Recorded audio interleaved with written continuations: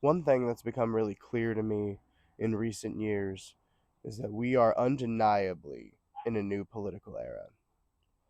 Whether it was the more progressive leaning policies and bills that were pushed by the Biden administration, or the just wholesale nationalistic fervor brought in by the Trump administration, both 1.0 and the current 2.0. Either way, we are at least in transition to another political era. This is something different.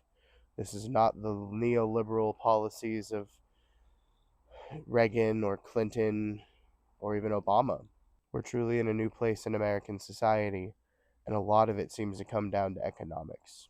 I have a colleague that I work with, originally from Armenia, and she had a really good quote that back home in Armenia, they were a nation of people first, a culture or series of cultures, a nation of people first, and a host of businesses and corporations second.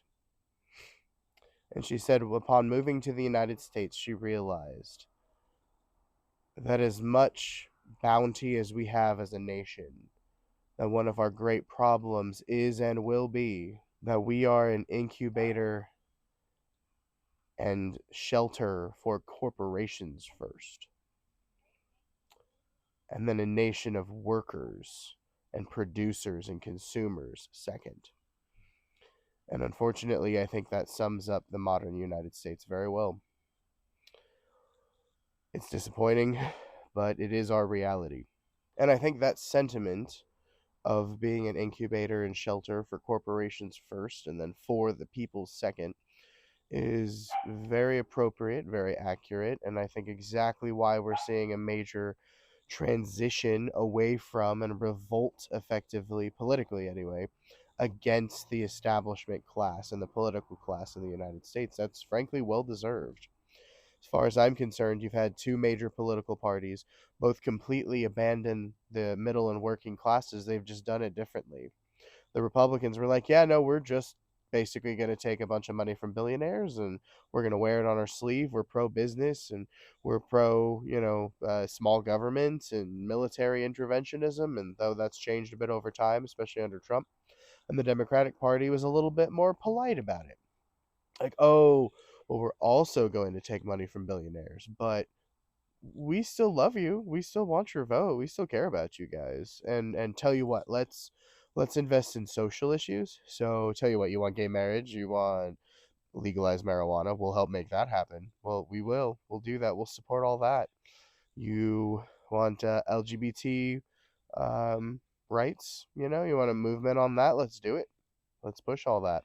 Meanwhile, corporations and the wealthy have been amassing huge piles of cash, piling it into the markets and mergers and acquisitions for their companies, and making these massive bets on technology like we're seeing with AI now, or on housing, but they're increasing the price in the process.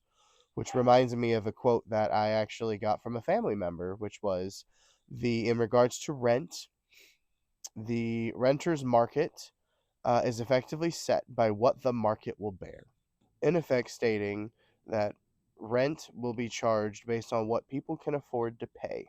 And that mentality, that what the market will bear sentiment, alongside a greed is good and we owe our shareholders the highest profits possible mentality, has really led to that happening in almost every industry imaginable. Yeah, the consolidation of meat, whether it's chicken or beef production or what have you, and then they charge what the market will bear.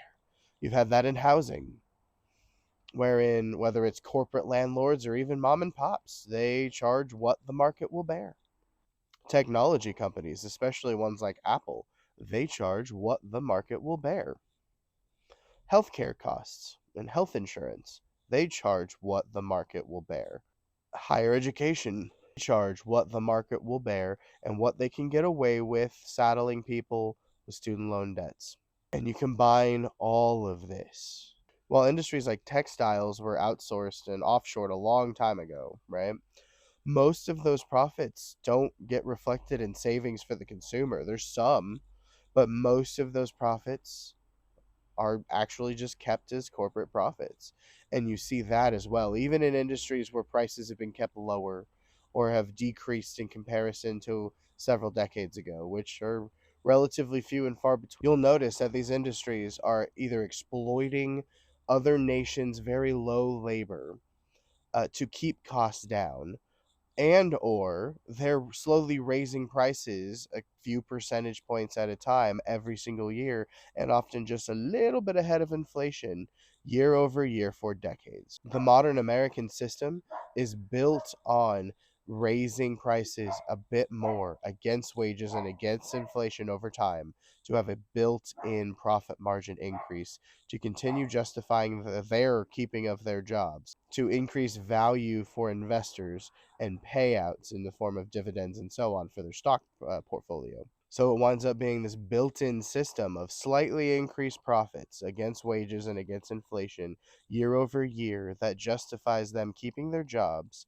and continuing to provide increased value, as they say, to shareholders and payouts in the form of dividends or what have you for decades at a time. You even see that in the market with what they call dividend kings, like Coca Cola, that has been consistently profitable year over year, quarter over quarter for decades. And this isn't a new trend or technique. This is something that many companies have been using and taking advantage of for decades.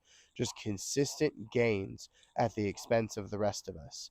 And after decades of this happening to all of us, we are all suffering. You combine the increased cost of everything related to wages and the value of the dollar with the dramatic decrease in the buying power of the American dollar. And we have all been feeling it for decades, and this is only going to get worse until it forcefully gets better. This is an unsustainable system, and all of that ties back around to why I believe we're in a new political era. And in this new political era, I propose that we unify everyone who's been economically hurt. Everyone who's been hurt by increased health insurance costs and food costs and housing costs and higher education costs and everything in between, we are the new majority. And we have been for a while. It's time for us to start using that power, bringing together our collective voices in a way that impacts and forces change in this nation. And the sad reality is Biden, Trump, nobody from this current system is going to come and save us. We need a new politics. We need a new way of doing things in the United States of America. If you want to hear more about what's going on in our day-to-day world and ways that we can change it, stick around. We'll be talking about it.